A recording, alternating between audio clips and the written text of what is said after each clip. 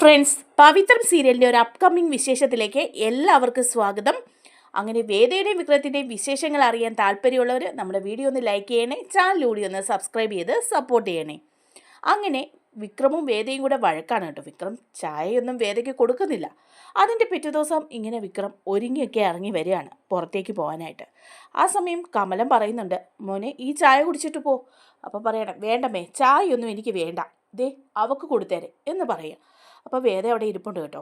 അന്നേരം കമലം പറയുന്നുണ്ട്, അവൾക്ക് ഞാൻ വേറെ ചായ കൊടുത്തോളാം, നീ ഇത് കുടിക്ക് എന്ന് പറയാണ്. മാഷും അവിടെ ഇരുന്ന് പത്രം വായിക്കുന്നുണ്ട് കേട്ടോ. എന്നിട്ട് ചായ വാങ്ങി കുടിച്ചിട്ട് പെട്ടെന്ന് തന്നെ നോക്കുകയാണ് കേട്ടോ വേദയെ. ഒരു ദേഷ്യഭാവത്തിൽ വേദയെ നോക്കിയിട്ട് അങ്ങോട്ട് ഇറങ്ങിപ്പോകാൻ തുടങ്ങുമ്പോഴേക്കും ഉടനെ തന്നെ വിക്രമിൻ്റെ ചേട്ടൻ വന്നിട്ട് പറയാണ്, ദേ പോലീസ് വരുന്നെന്ന് പറയാണ്. അപ്പോഴത്തേക്കും മാഷ് പറയാണ്, എന്താ ഇപ്പോൾ പോലീസ് ഇങ്ങോട്ട് വരുന്നേ എന്ന് ചോദിക്കുമ്പം എസ് ഐയും പോലീസുകാരും കൂടി എത്തുകയാണ് കേട്ടോ.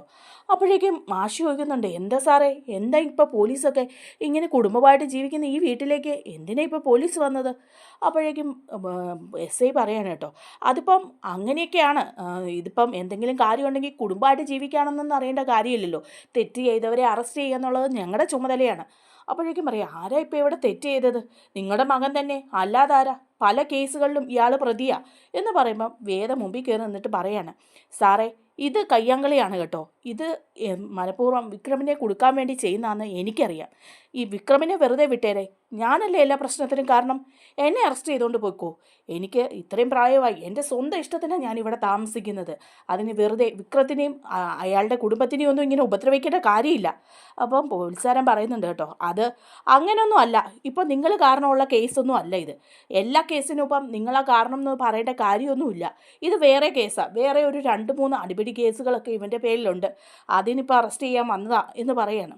അപ്പോൾ വിക്രം പറയാണ്, അതൊക്കെ സാറേ കോടതിയിൽ കിടക്കുന്ന കാര്യമല്ലേ, അതിനിപ്പോൾ എന്തിനാ പിന്നെ അറസ്റ്റ്? അതൊക്കെ ഒരു പ്രാവശ്യം കഴിഞ്ഞതല്ലേ സാറേ, അതൊക്കെ നീ ഇപ്പോൾ അറിയേണ്ട കാര്യമുണ്ടോ? എല്ലാ കേസിലും ചെന്ന് തലയിട്ടിട്ട് പിന്നെ അറസ്റ്റ് ചെയ്യാൻ വരുമ്പോൾ പോലീസിനെ ചോദ്യം ചെയ്യുന്നോ എന്ന് ചോദിക്കുകയാണ് കേട്ടോ.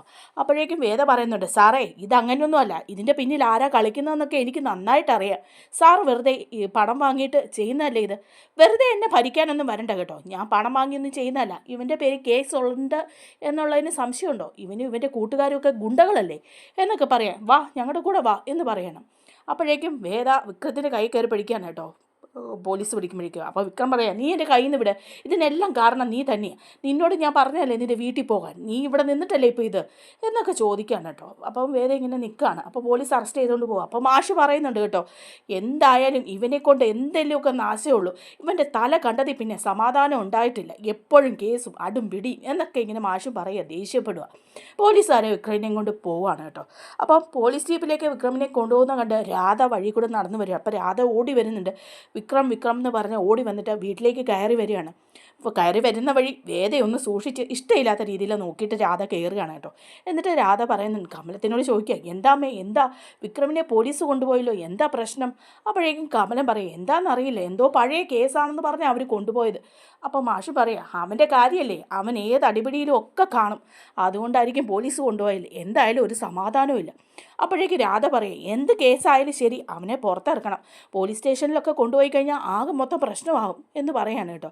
അപ്പോൾ ഉടനെ തന്നെ വേദ പറയാണ്, ശരിയാ, എങ്ങനെയെങ്കിലും ഒരു നല്ല വക്കീലിനെ വെച്ച് അവനെ പുറത്തിറക്കണം എന്ന് പറയണം. എന്നിട്ട് വേദ പറയുന്നുണ്ട്, ഇത് വേറൊന്നും അല്ല അടിയും പിടിയും കേസൊന്നും അല്ല, ഇതെൻ്റെ അച്ഛൻ പരാതി കൊടുത്തിട്ട് തന്നെ വന്നിരിക്കുന്നതാണ്, അല്ലാതെ വേറൊന്നുമല്ല, ഇത് കള്ളക്കേസ് കുടുക്കി കൊണ്ടുപോയത് തന്നെയാണ്. അപ്പോഴേക്കും ഉടനെ തന്നെ ജാഥയും പറയുന്നുണ്ട്, അതെ അത് തന്നെയായിരിക്കും, ഇവളിവിടെ വന്ന് നിൽക്കുന്നത് കൊണ്ടുള്ള ഈ പ്രശ്നങ്ങളാണ് ഇത് മുഴുവൻ, എന്തായാലും അച്ഛാ നമുക്ക് അവനെ പുറത്തിറക്കണം, അതിന് കുറച്ച് പണമൊക്കെ വേണ്ടി വരും, എൻ്റെ കുറച്ച് പണമൊക്കെ ഉണ്ട്, അത് നമുക്ക് എടുക്കാം എന്ന് രാധ പറയുമ്പം വേദ പറയാണ്, ശരിയാണ്, ഒരുപാട് സമയം സ്റ്റേഷനിൽ ലോക്കപ്പിലും ഒന്നും ഇടാതിരിക്കുന്നതാണ് നല്ലത്, അവരവനെ ഉപദ്രവിക്കാനൊക്കെയുള്ള സാധ്യതയുണ്ട്, കാര്യം പണം വാങ്ങിയിട്ട് ചെയ്യുന്നതല്ലേ, എൻ്റെ കയ്യിലും കുറേ പണമുണ്ട്, പണം തന്നെയല്ല നല്ലൊരു വക്കീലിനെ ഞാൻ കണ്ടിട്ട് ഏർപ്പാട് ചെയ്യാം, അവനെ ഉടനെ തന്നെ നമുക്ക് ജാമ്യത്തിൽ ഇറക്കാം അച്ഛാന്ന് പറയാം. അപ്പോഴേക്കും മാഷ് പറയുന്നുണ്ട്, അവനെ ഇപ്പം ജാമ്യത്തിൽ ഇറക്കിയില്ലേരെന്താ, അവന് വേണ്ടിയിട്ട് അടിയും പിടിയും കേസിനും ഒന്നും പോകാൻ എനിക്ക് നേരമില്ല, അതിനൊന്നും എനിക്ക് സമയമില്ല എന്ന് പറയാം മാഷ്. അപ്പോൾ വേദ ഉടനെ തന്നെ പുറത്തേക്ക് ഇറങ്ങുകയാണ് കേട്ടോ. പുറത്തേക്ക് ഇറങ്ങി വേദയുടെ അച്ഛൻ്റെ മുമ്പിലേക്ക് എത്തുകയാണ്.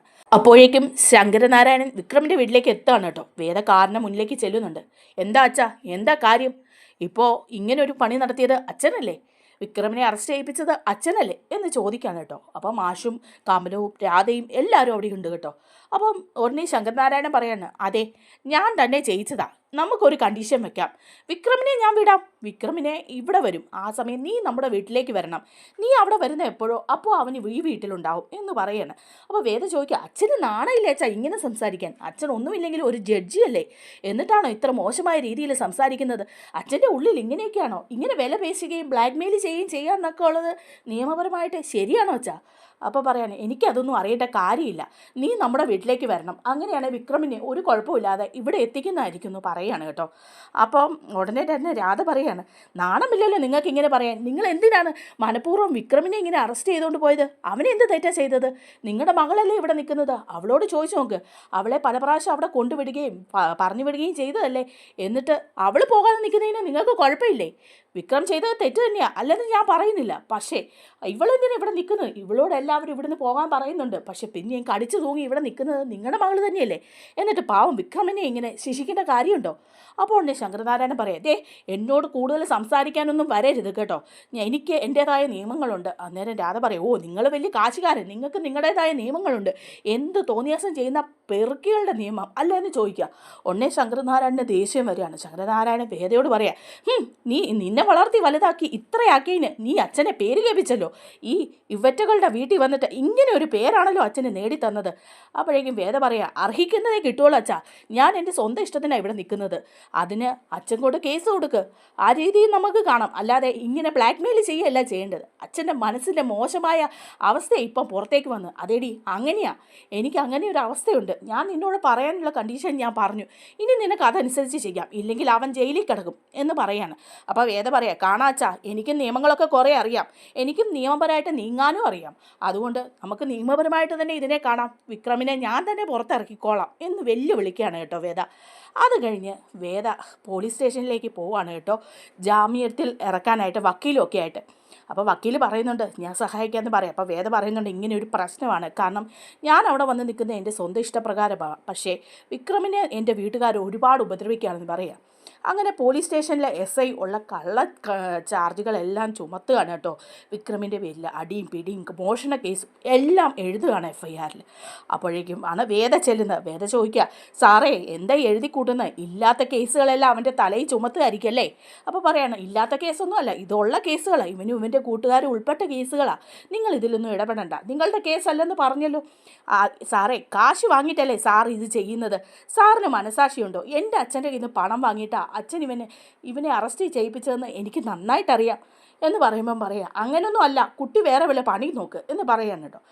അങ്ങനെയല്ല സാറേ, ഞാൻ ജാമ്യത്തിൽ ഇവനെ ഇറക്കാൻ വേണ്ടി വന്നതാണ്, ഇല്ലെങ്കിൽ സാറിന് ഇതിനൊക്കെ കണക്ക് പറയേണ്ടി വരും എന്ന് വേദ പറയാണ് കേട്ടോ.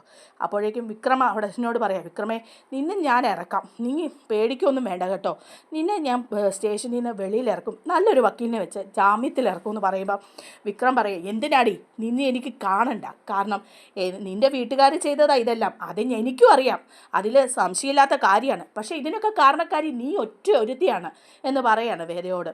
നിന്നെ എനിക്ക് കാണണ്ട, നിന്നോട് വീട്ടിലേക്ക് പോകാൻ പല പ്രാവശ്യം പറഞ്ഞതല്ലേ.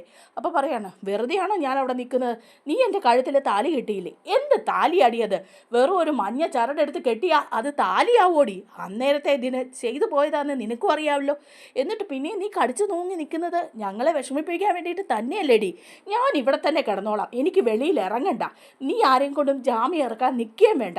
അപ്പം പോലീസുകാരൻ പറയാണ്, നിങ്ങളോട് ഇപ്പം പറഞ്ഞില്ലേ പൊയ്ക്കോളാൻ, പിന്നെ പൊയ്ക്കൂടെ എന്ന് പറയാം. അപ്പം വിക്രം പറയുന്നുണ്ട്, അതെ സാറേ. അപ്പോൾ ഉടനെ തന്നെ പോലീസുകാരൻ പറയാണ്, നിങ്ങളെ ജാമ്യത്തിലിറക്കാനാണ് ഇവൾ വന്നത്, ഇവിടെ കിടന്ന് മരിക്കണം എന്നല്ലല്ലോ ആഗ്രഹം, മരിച്ചാലും കുഴപ്പമില്ല സാറേ, ഇവിടെ കിടന്ന് മരിച്ചാലും ഇവളുടെ മുഖം കണ്ട് മരിക്കേണ്ട, എന്തായാലും മരിക്കുമല്ലോ, പക്ഷേ ഇവളുടെ മുഖം കണ്ട് മരിക്കാൻ പോലും എനിക്ക് താല്പര്യമില്ല, ഇറങ്ങിപ്പോടി എൻ്റെ മുമ്പിൽ നിന്ന് എന്ന് പറഞ്ഞ് വിക്രം വേദയോട് ദേഷ്യപ്പെടുകയാണ് കേട്ടോ. വേദയാണെങ്കിൽ ഇങ്ങനെ വിഷമിച്ചിങ്ങനെ നിൽക്കുകയാണ്, എന്ത് ചെയ്യണമെന്നറിയാതെ. നമ്മുടെ വീഡിയോ ഇഷ്ടമായെങ്കിൽ ഒന്ന് ലൈക്ക് ചെയ്യാനും ഇതുപോലുള്ള വീഡിയോയ്ക്കായിട്ട് നമ്മുടെ ചാനലൊന്ന് സബ്സ്ക്രൈബ് ചെയ്ത് സപ്പോർട്ട് ചെയ്യാനും ആരും മറക്കല്ലേ. Thank you.